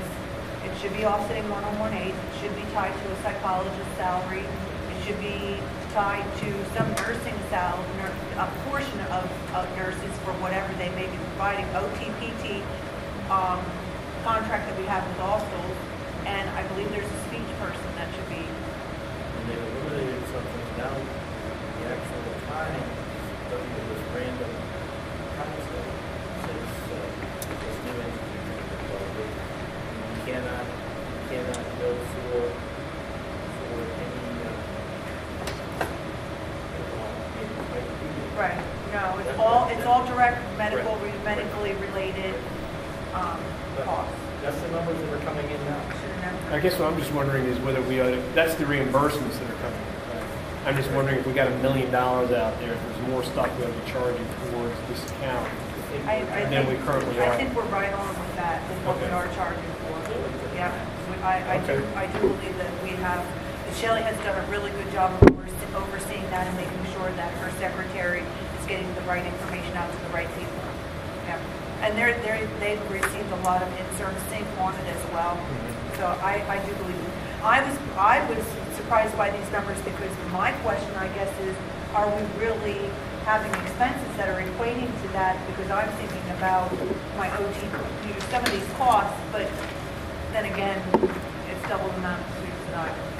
So those questions are kind of tough because the old contract with the state leader, Right. Carol Lacano, talks highly of leader, and Nobody likes this. nobody likes PCG. And it's been changed because the new administration, well, it, Yep. like the former administration, did brought this Boston. So that is the news. The last seminar I was at for medical access, the rumors are the state is going to go out for RFP soon. This doesn't mean leaders coming back, but probably means PCG is going away. So anyway, if you move to the second page, we are zeroing in. Hold it, before you go to the second page, I just have a question here. So,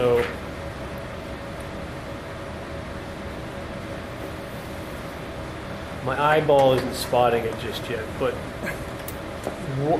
what is, I mean, I'm looking at the net increase in revenue from one year to the next. So from 14, 15, 15, 16, it's about 400. The next year it's 600, then it drops to 200, then it goes up to 400. Why the sort of the peak and then this trough, and what do you think is accounting for that variance? English reimbursement. Because of the adjustments they make with the salary figure. Which- Second page. Huh? Is that under revenue though? Yeah, if you go up under state revenue, Yeah. you have your Social Security and your retirement subsidies. Social Security, retirement, right. Other state revenue, is that what you're talking about? Right. Well, that's not a big jump, and this seems pretty consistent from one year to the next. I'm going from 3.5 to 3.7 almost. Oh, I'm sorry, retirement subsidies is the one I need to be looking at. And that number, those two numbers are driven out from the expenditure page for Social Security and retirement.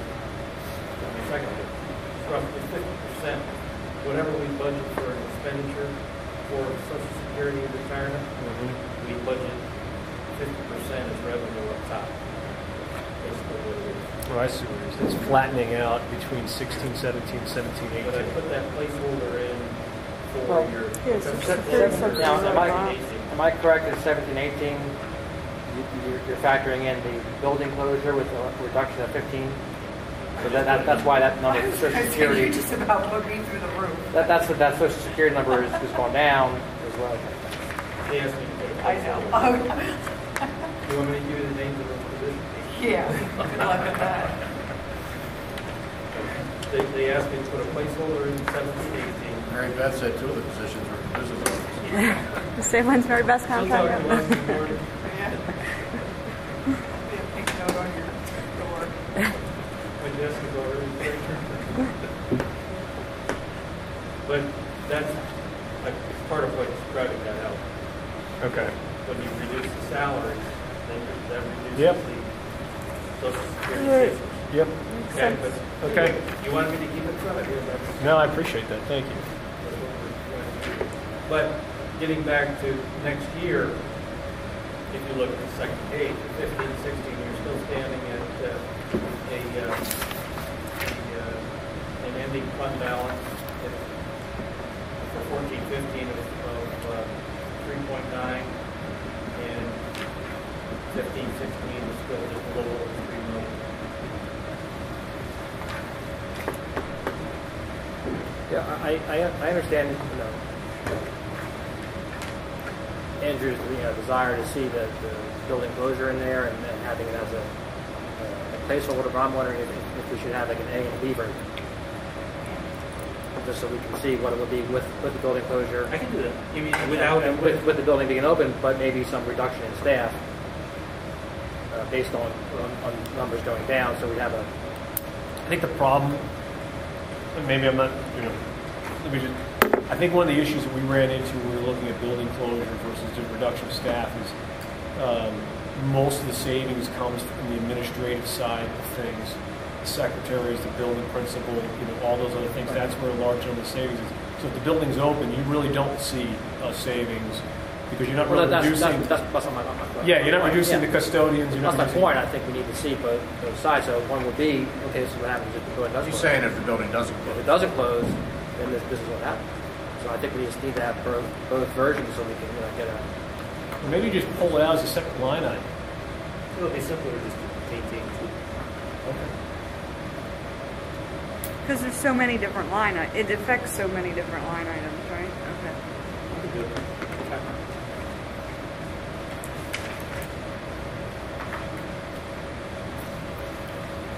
If I have 2 5-year plans, that's a 10-year plan. Well, can you just thinking, wouldn't can you do that, or can for Sheila, right what's the now? difference between having 2 different spreadsheets and having a third? Rich! I thought you said you had it. But I was, See? No, could it you is fixed just add from a switch, but can you just do a because column in this is here the that system, says they like want my office. right, Side by right, side by side. So you have 17, 18 building closure, 17, 18 no building Like closure. 2017-18 and 2017-18A. So it'd be like version A, version B. You see, you don't really have to have 2 spreadsheets. Start You just printing out have. legal size. Version There you Porsche, go. version Basil. So we'll have the version B and version T. All right. Well, Educators versus taxpayers. okay. That's. Any other questions on the 5-year? I have a question. Yes, sir. If you cut out 15 positions like we received, $600,000. It's based on 55,000 per. Because you don't know who's going to go at that point. Well, you do know a principal's going to go. Well, we didn't touch administrative. We looked at there's roughly 30 professional staff in each. On average, 20 at one and 22 at one. And number 2 between Birdsboro and Monocacy. That was the 2 we were working with. And we just simply said, okay, take a quarter of them out. So. But the professional staff, but you didn't include any administrative staff. No, the administrative numbers for Column there is they're not big numbers. there's a Wait a minute, we got to be paying a building principal like 80 You're 80 gonna or- share- You've got a shared position. No, you're gonna take your lowest administrator, Right. because they have bumping rights too, so that's right now, in 2 years, it might be $75,000. plus benefits. Right. It's 100. But it's still cheaper, it's still less money than some of your highest paid teachers. Yeah. You You said don't they have to tell me bumping that. rights, I'm just but- telling you. But You it's said they have $100 bumping rights, grand. but isn't it by position? Because Birdsboro has an assistant principal. No, it goes by, well, the principals would not be in effect, it would be whoever's coming on last, and that would be at the high school. So, that But- could, not necessarily, I would be looking at still assistant principals, because not everybody's qualified to be a high school principal, and we do have the right to say, you don't have to go even though you're the lowest man, somebody else is, because it can go by. No, but let's say we closed Monocacy or Birdsboro, Right. either one. Melanie Hefter's the principal, Right, for both of them. correct. So she wouldn't leave, the assistant principal would leave, yes? And it could technically be the last assistant principal that was hired. So if it went by today, it would be Megan Weber. That Ted would Oh, have. because the assistant principal there and the assistant principal's at the high school. Correct. Okay. Right, they can move around. So, So that is what the reduction would be. You lose an administrator like that, do they have the right to go back to Yeah. teaching? they do, that has And been, they bump. Then they bump the teacher? You did factor in, I assume, support staff as because well. if there's no. That's provided. there- That's provided as a position. Right? No, they bump somebody with less seniority. They see it. But it would be a couple of janitors. Hopefully it would be somebody in the physics. Food area. service. Presumably, Physics? you would have janitorial, but My still on the personal. premises. Yeah. Still have to. Right. So there's just a lot of factors with that. It You have was to more offer an idea physics? of getting something. Be an alternative. We're watching What? it. You have to offer And as we physics? get closer and know what the numbers Well, are they think doing, that's all this should be on. a little better which building we're going to address.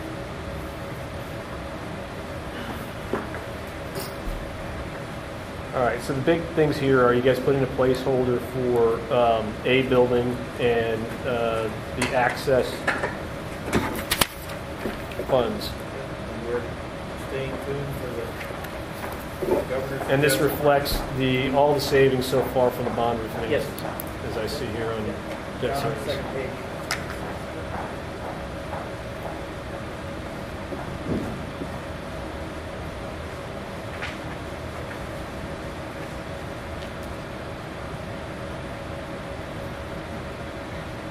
So the largest variable here that's really impacting our expenses is the PSERS. Yes. Don't worry, I'm sure that our state representatives will tackle that sometime in the next century. When the problem solves itself.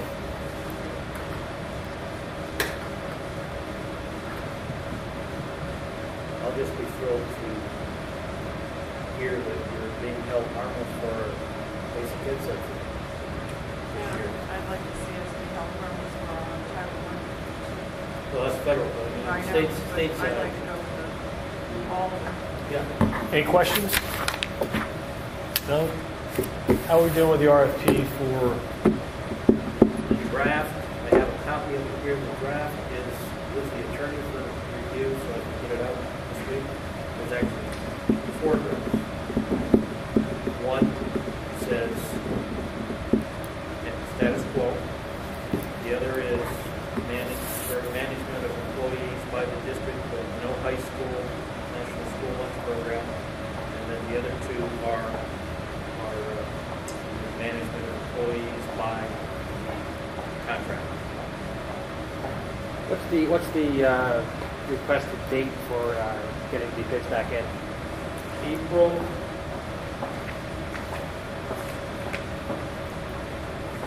Bids back April 20th at 10 a.m.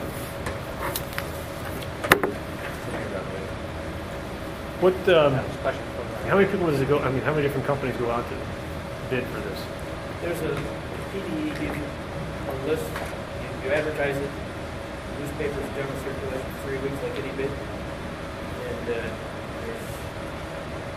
list on the PDE website if you want to go to specific ones. They're the ones that are watching. Do we specifically send it out to certain food service companies, Aramark, the Sodexos, the whoever, they come to us?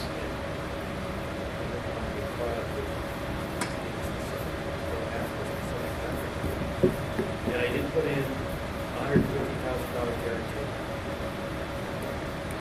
Plus, page 7 here.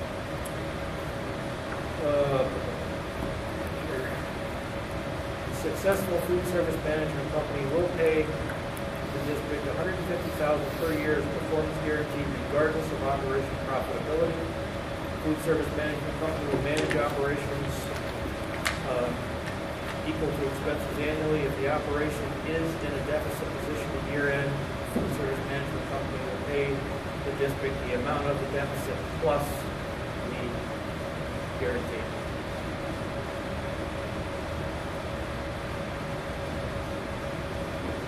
So they, I'm sorry, what was the upside? Anything above the guarantee, they keep? 150,000 guaranteed, but if they're in deficit, they pay the guarantee Plus plus the deficit. All right. Well, if they make more than 150, that's theirs. Okay. All right. And when is this going out the door again? Ryan's going to get this out? Brian's girls are reviewing it now, and this should be going to PDD Friday. Friday. Okay. And then the 3-week advertising will kick in as soon as PDD sends it back. And with you have a required, the mandatory walkthrough with all prospective bidders on 10 days prior. Did I say the 30th was the bid date? Yeah, the walkthrough is the 20th, and the bids are due the 30th. You have to do different scenarios there, correct? Which one are we actually going to advertise? All of three. We're going to advertise all of them. We're going to get bids for all 4 And of them. just see what bids suit us best.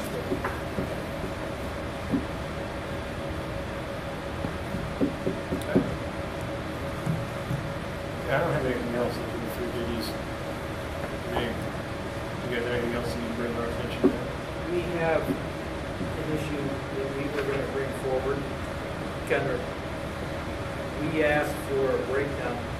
We have an agreement with this Pennsylvania School District Liquid Asset Fund. Yes. Sweeps our money, Yes. funds into.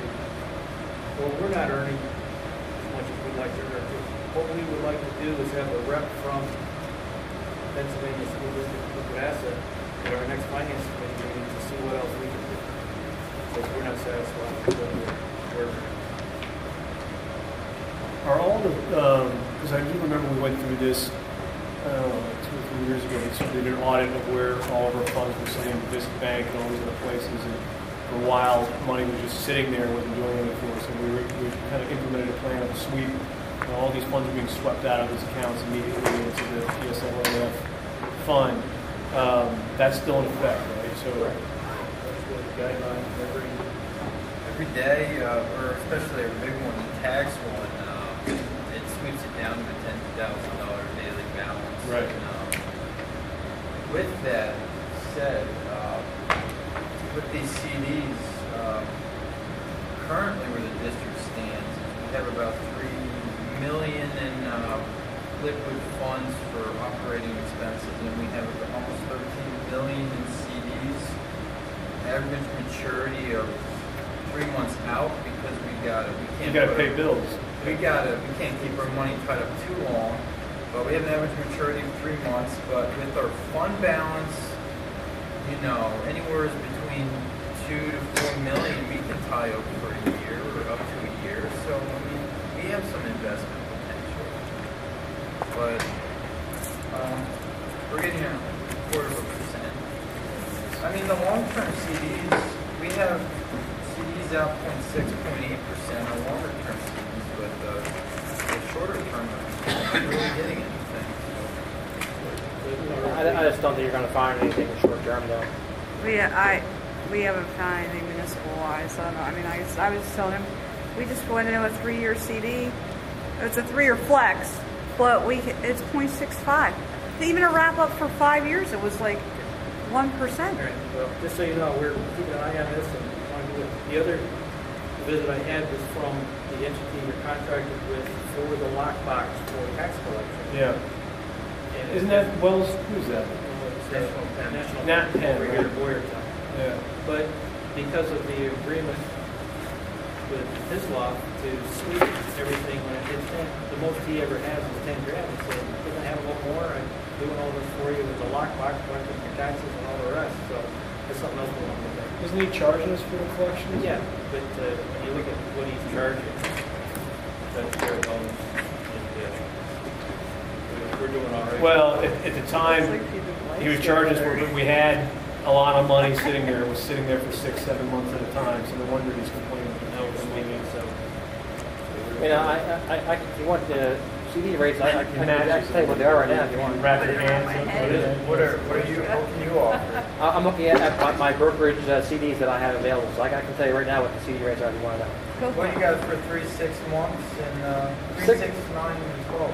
So 3 months, right now they're paying, Conflict of interest, I can get 0.35. Wow. gonna fall under one of Yeah. our 5. 6 months, I think you can go up to 0.4. That's what I said, nothing or next to nothing.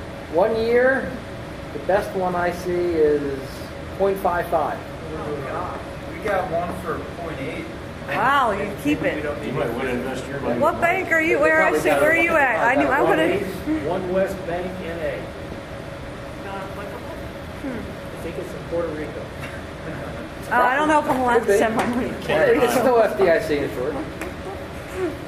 It's really disgusting. It is. We're hoping it's going to go up. That's why we didn't lock it too long. Anything else? They raise them, it's not- Anything else from the floor? But they're not Want to set a gonna meeting, raise it. a date for the next meeting? Yeah, it's probably good. Just here, annoying, I have a request because I had to put something, oh no, that's in March, I don't care. I was gonna say, the Wednesday after the voting meeting in March, I can't make it, so I was gonna sway the group from that night. But we will skip right to March. No. Mike and I are at a vote.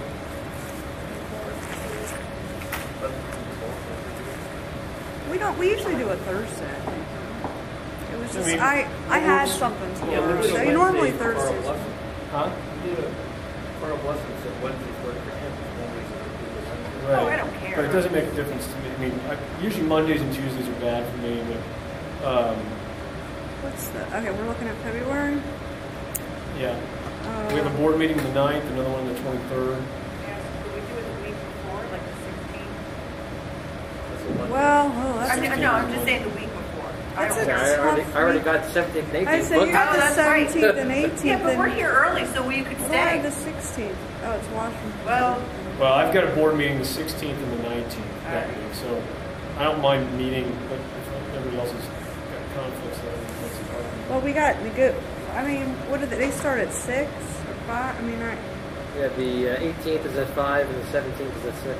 What are those? I think it was 26 on Thursday doesn't work? I could Alright. do the 26th. Do you guys need it out from negotiations after a certain period of time? Maybe. We have a hard stop by this time. I know I can't make the 26th. I know there's some, there's a banquet or there's something Do we that's need going to? on. Well, I'm trying to save you a meeting. I know. I mean, we always love to have you. I'm just saying, I don't know. It's up to Andrew's. 26 works for me, but I was saying there's one last thing. Mrs. Sorsh might. Well, I mean, if you Oh, wait, all that's, don't mind, That's the next TCC meeting. Oh, all right. 12? I mean, I don't think Kim mentioned where we've been Well, the 12th, I have planning commission. I'm planning commission, but if you guys can all Do meet. you have one in February? You We want don't to go unless March? there's, if we're going to try to get the PSLAF guy in here, when's that going to work for him? We'll contact you. And then, How about the first week of March? Maybe? is there anything that we need to be concerned about vis-a-vis the budget? the only thing I'm going to be trying to push through is full-day kindergarten under the budget that we currently have. And saving you money by reducing the midday run, so you're going to make money right off the top by me having the full-day kindergarten program. We'd have to see a 5-year analysis. Talk to the hand. Trust me, we're hiring back another 5 No, I'm not teachers hiring to- back anyone. I'm hiring back no one. Everyone that's in place is already in our current budget. I'm laughing because on the curriculum meeting, we have that on there. I know. And we also have on there the reduction in March, teachers I can do the because of the second. drop I in can do enrollment. the Yeah, So- 5th. but I can do. bringing back program is very important. Oh wait, no, I can't. Oh wait, the second. You can be look like What do you heroes got? with the What do you have for community. March? What's good for March? I'm in the kindergarten program. The 10. You have the 4 meetings on Tuesday. Hero where Lauren's from is a long saying. Ha ha ha. Will we look at that first week? Are we looking at the first week of March? Yeah, I mean, we can. I'm, Want to wait until The after the governor's I'm going address? to the 5th. When is it going? The third. Should be Why don't we Thursday- schedule it for the 5th? Thursday the 5th of March? Does that work for everybody? Yeah, what time do we want to do so I can put it in so I don't show up too early? 6:30 work for everybody? Yeah. Why were you here early? I got here at 5 or 6 because I thought it was 6. Nobody Why was didn't here. you call me? I just went and got some gum. Got some gum, they said? Yeah, I went to the store with some gum. I was like, Andrew called me. Who unlocked the door? I did. I tried calling you, but you didn't pick up your phone. Your office phone. I have to get that number. I might have. I didn't have it on this phone. This is a You weren't here. I don't think you were back from. No, I wasn't, because Sandy told me she had everything under control, so I came back in 21 So it's March 5th at 6:30, right? Make sure you. oh, I guess we should ask you. Does that work for you, Rick? You're retired. I have the easiest schedule Everything of works all for of you, us, right? But I was here, so. And since you have everything under control to turn on the lights, she said, yes, I'll do it. Yeah. And I'll have the signing sheet down there. You've got the tape machine. Right. So I didn't come back to 20 after. I guess we can